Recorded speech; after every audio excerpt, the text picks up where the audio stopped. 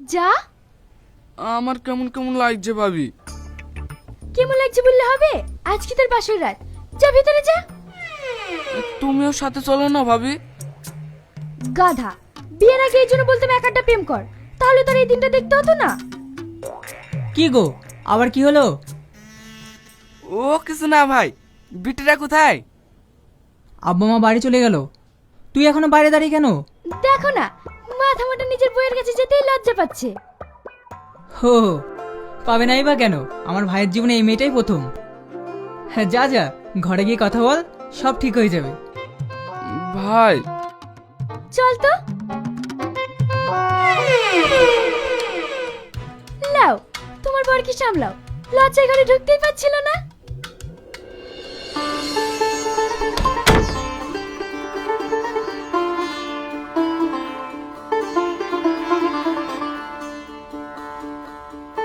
আপনি এত চুপচাপ বসে কেন?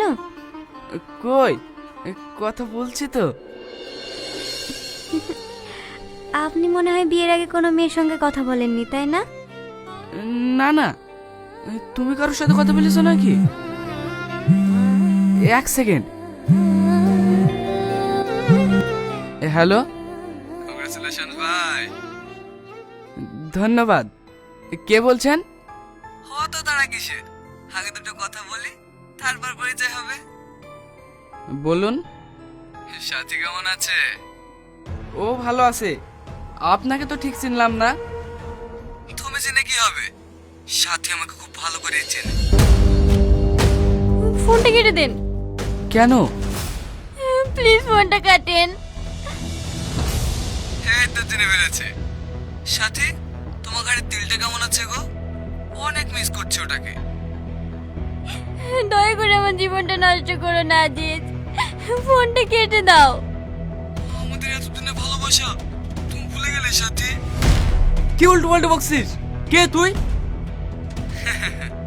নাম তো জেনে গেছো, একটা ভিডিও পাঠালাম, মুখটাও দেখে নাও।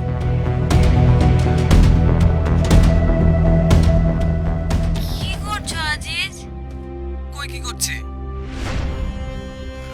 কফিতে কি মিশিয়েছো তুমি? আমার মাথাটা ঝিমঝিম করছে। তোমার ঘুম আসছে সাথী? হ্যাঁ। এখানে শুয়ে পড়ো। কেমন আছে ভিডিওটা? ফেসবুকে শেয়ার করলে কিন্তু অনেক লাইক আসবে, দেবো?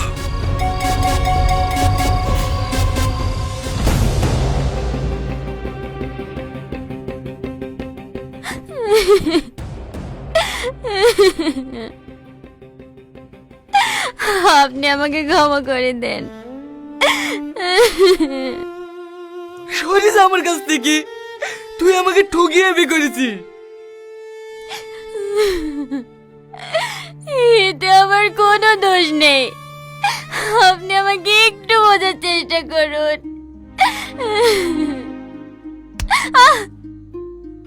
তুই কলঙ্কিনি, তোকে অন্য ছেলে টাচ করেছে, আমি তোকে শেষ করে ফেলবো। আমাকে একবার যেতে দিন না, স্যারের কাছে একবার যেতে দিন। বললাম তো যাওয়া হবে না। আমি বেশিক্ষণ দাঁড়াবো না, কেস লেখা হয়ে গেলে চলে আসবো। ডায়েরি করবি তো এখানে কর, ভিতরে যাওয়ার কি আছে? না, আমি বড় সাহেবের কাছেই যাবো। কি হয়েছে কি এত হল্লা কিসের? দেখেন না স্যার, কখন থেকে বারণ করছে তাও শুনছে না, বারবার বলছে আপনার কাছে ডায়েরি করবে। ঠিক আছে, ওকে ভিতরে আসতে দাও।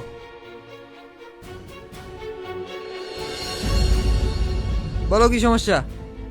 কাল থেকে আমার বউকে খুঁজে পাওয়া যাচ্ছে না স্যার। Missing report? কত বছর হলো বিয়ে হওয়া? 3 দিন স্যার।